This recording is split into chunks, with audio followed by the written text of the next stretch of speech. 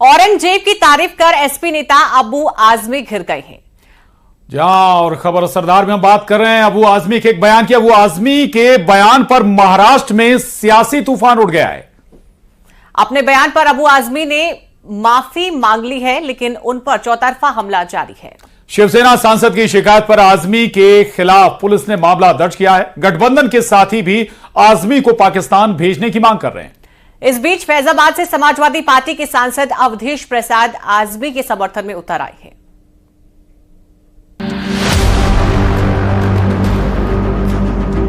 मुगल शासक औरंगजेब की तारीफ कर समाजवादी पार्टी के नेता अबू आजमी घिर चुके हैं। महाराष्ट्र में उनका बयान सियासी भूचाल ला चुका है। शिवसेना कार्यकर्ता उनके खिलाफ सख्त कार्रवाई की मांग कर रहे हैं।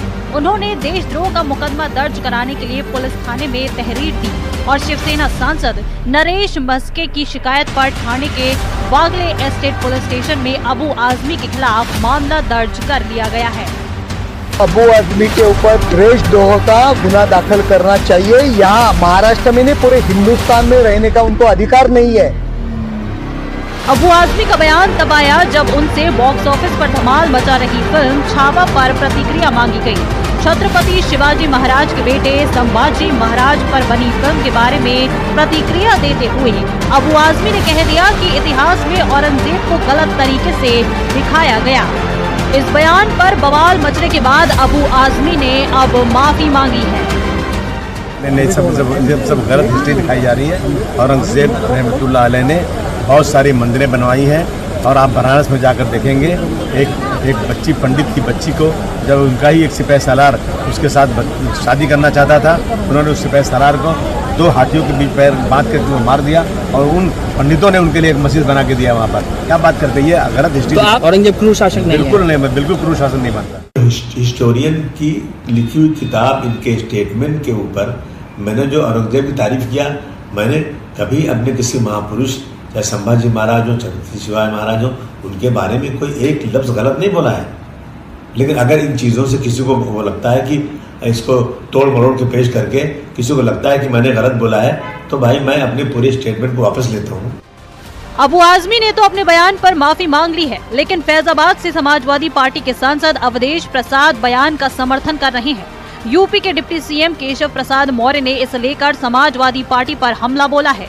उन्होंने कहा कि अखिलेश यादव को तत्काल अबू आजमी के खिलाफ कार्रवाई करनी चाहिए। इतिहास की जानकारी नहीं, और अगर इतिहास की जानकारी होती तो शायद इस तरह का बयान न देते। अबू हासिम का कोई ऐसा बयान नहीं रहा है जिसकी निंदा की जाए, और समाजवादी पार्टी तो हमेशा समाज को जोड़ने का काम करती है। चाहे अबू आजमी हो, चाहे उनके श्री अखिलेश यादव जी हो, चाहे उनके अन्य कोई नेता हो, इन सब के अंदर क्रूर मुगल शासक जिसे कहा जाता है, औरंगजेब की आत्मा घुस गई है। इस प्रकार के बयान को यह देश सहन नहीं कर सकता। छत्रपति शिवाजी महाराज के अपमान को नहीं सहन कर सकता और श्री अखिलेश यादव जी को तत्काल अपने जो सपा के विधायक हैं अबू आजमी के खिलाफ तत्काल कार्रवाई करना चाहिए। अबू आजमी के बयान पर सियासत जारी है। महाराष्ट्र में शिवसेना के कार्यकर्ता और नेता सड़कों पर आ गए हैं। अबू आजमी का विरोध हो रहा है। डिप्टी सीएम एकनाथ शिंदे ने आजमी पर तीखा हमला बोला है। छत्रपति संभाजी महाराज ये हमारे देवता है, राष्ट्र पुरुष है, और ये राष्ट्र पुरुषों का अपमान करना ये बहुत बड़ा गुनाह है।